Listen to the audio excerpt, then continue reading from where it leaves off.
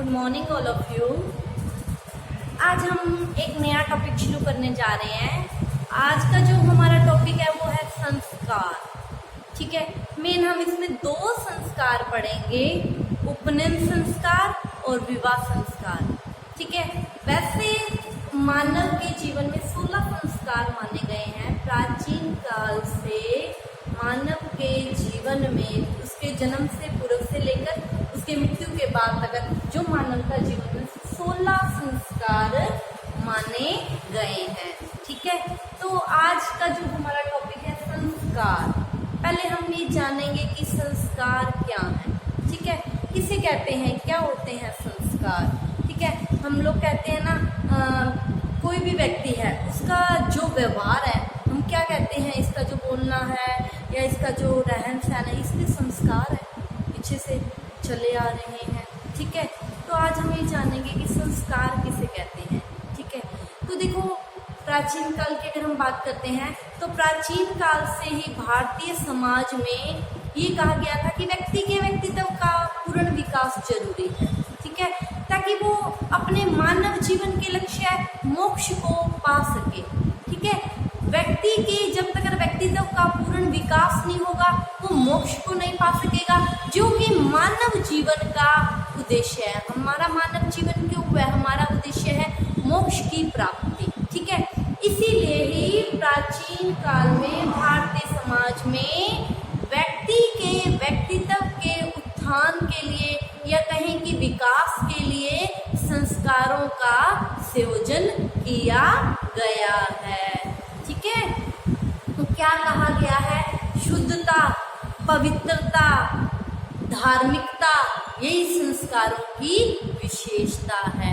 अगर कहने का भाव ये है कि अगर व्यक्ति को अपने जीवन में पवित्र रहना है, धर्म में रहते हुए कार्य करना है, धार्मिक बनना है।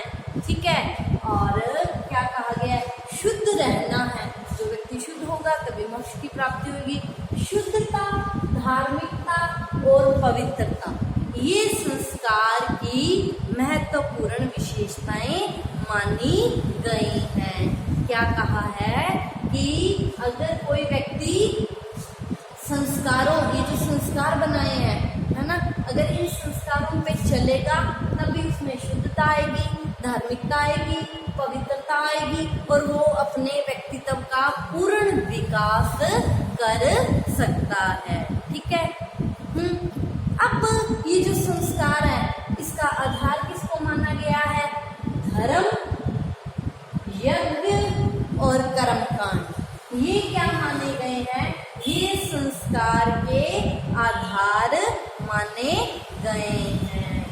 ठीक है, और क्या कहा है कि आध्यात्मिक व सांस्कृतिक जो हमारा विकास है, हर व्यक्ति चाहता है कि उसका आध्यात्मिक विकास भी हो और उसका सांस्कृतिक विकास भी हो।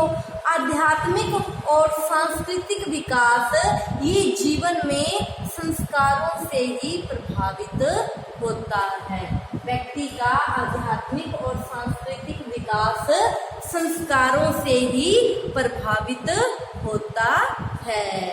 ठीक है, अतः प्रत्येक व्यक्ति को अपने जीवन को सरल, सुंदर, धार्मिक, शुद्ध, पवित्र बनाने के लिए इन संस्कारों का संयोजन किया गया है। ठीक है, अब बात आती है कि संस्कार कब होते हैं।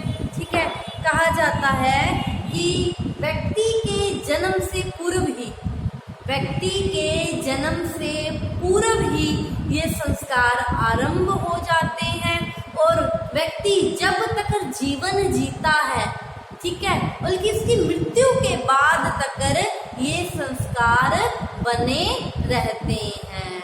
ठीक है, जैसे आप लोगों ने सुना होगा अंतिम जो संस्कार है मृतक संस्कार, व्यक्ति तो मर गया, उसके मरने के बाद ये संस्कार होता है। ठीक है, और व्यक्ति जब अपनी माता के गर्भ में आता है उसके आने से पूर्व ही ये संस्कारों का सिलसिला आरंभ हो जाता है। मतलब कहने का भाव है कि व्यक्ति के जीवन से पूर्व ही संस्कार आरंभ हो जाते हैं और व्यक्ति की मृत्यु के उपरांत भी ये संस्कार बने रहते हैं।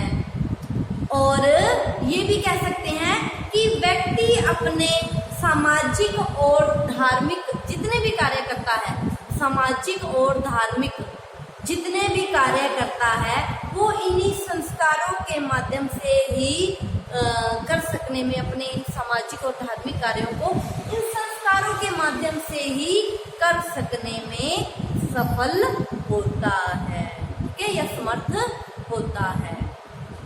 ठीक है, ये तो बात चल रही है कि प्राचीन काल की। ठीक है, अगर हम वर्तमान में भी देखते हैं तो आज संस्कारों का स्वरूप क्या है, परिवर्तित हो चुका है। कहते हैं ना, परिवर्तन जीवन की एक महत्व आवश्यकता है, एक महती आवश्यकता है। ठीक है, समय के साथ परिवर्तन सृष्टि का शाश्वत नियम भी कह सकते हैं हम। ठीक है, ये संस्कार जैसे कि प्राचीन काल से चले आ रहे हैं। ठीक है, वर्तमान में क्या है, इसमें बहुत सारे परिवर्तन हो गए हैं, लेकिन परिवर्तनों के बाद भी इन संस्कारों का आज भी मानव के जीवन में महत्वपूर्ण स्थान है। ठीक है, ये तो हम लोगों ने जाना कि संस्कार क्या है। ठीक है, कब आरंभ हुआ। अगर हम शाब्दिक अर्थ में देखते हैं कि संस्कार का अर्थ क्या है, तो अगर हम शाब्दिक अर्थ की बात करते हैं तो हम कह सकते हैं कि जब व्यक्ति जन्म लेता है तो वो क्या होता है, असंस्कृत होता है। ठीक है, उसे क्या है, कोई ज्ञान नहीं होता, वो क्या होता है, अशुद्ध होता है। ठीक है, मनुष्य का जीवन क्या होता है, वो क्या कहने का भाव ये है कि जब व्यक्ति का जन्म होता है तो व्यक्ति क्या होता है, असंस्कृत होता है, उसे कोई ज्ञान नहीं होता, वो अज्ञानी होता है। लेकिन इन संस्कारों के माध्यम से ही वो क्या होता है, परिशुद्ध होता है। ठीक है, और जो व्यक्ति जन्म से, हर व्यक्ति जन्म से क्या है, अज्ञानी है, असंस्कृत है। ठीक है, जन्म से मनुष्य क्या होता है, असंस्कृत होता है, और जब वो अपने जीवन में इन संस्कारों को धारण करता है तो इन संस्कारों के माध्यम से वो क्या हो जाता है, मणि के समान दिव्यमान हो जाता है, प्रकाशित हो जाता है। ठीक है, उसका जो ज्ञान सिमटा हुआ था वो क्या हो जाता है, चमक आ जाती है। वो अज्ञानी से क्या हो जाता है, ज्ञानी हो जाता है, शुद्ध हो जाता है। जैसे हम बात करें कि जैसे एक उदाहरण लेते हैं। ठीक है, एक बर्तन है जिसको हम आग पे रखते हैं। ठीक है, तो वो आग से वो क्या हो जाता है, नीचे आग जल रही है, आग के ऊपर रखा हो तो वो नीचे से क्या हो जाता है, काला हो जाता है। ठीक है, और जब हम उसको काफी दिनों तक वो काला होता रहता है, लेकिन जब हम एक दिन उसको किसी चीज से रगड़ के उसकी सारी जो कालिक है उसको उतार देते हैं तो वो क्या हो जाता है, मणि के समान उसमें चमक आ जाती है, वो अपने वास्तविक स्वरूप में आ जाता है। ठीक है, जो उसका वास्तविक स्वरूप है। इसीलिए तो कहा गया है कि मानव जीवन बड़ा अनमोल है। क्यों? क्योंकि उसमें वो आत्मा है। ठीक है, जो परमात्मा का अंश है, वो परमात्मा क्या है, शुद्ध है, प्रकाशमान है। लेकिन मन है हमारे अंदर, जो क्या है, मन की मलिनता के कारण आत्मा भी क्या हो चुकी है, मैली हो चुकी है, उस पर मन के गंदे गंदे गिलाफ चढ़ चुके हैं। और जब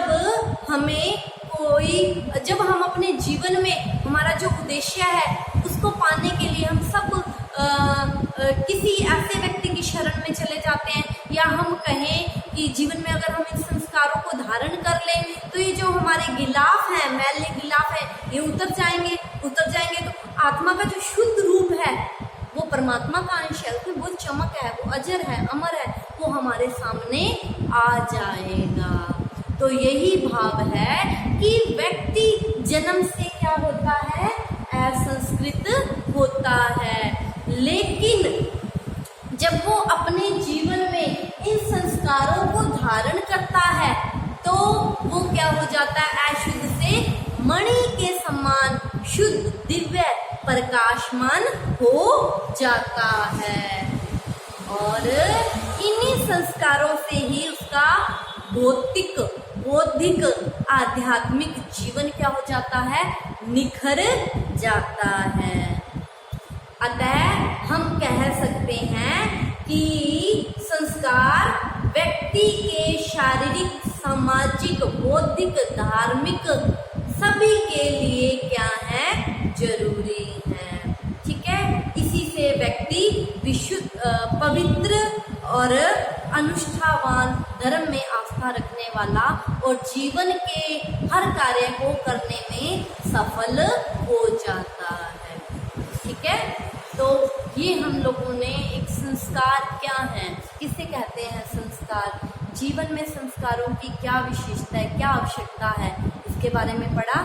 कल हम उपनयन संस्कार के बारे में चर्चा करेंगे। ठीक है, तो आप इसका एक बार स्क्रीनशॉट ले लीजिए। आज की क्लास के लिए इतना ही। Thank you class.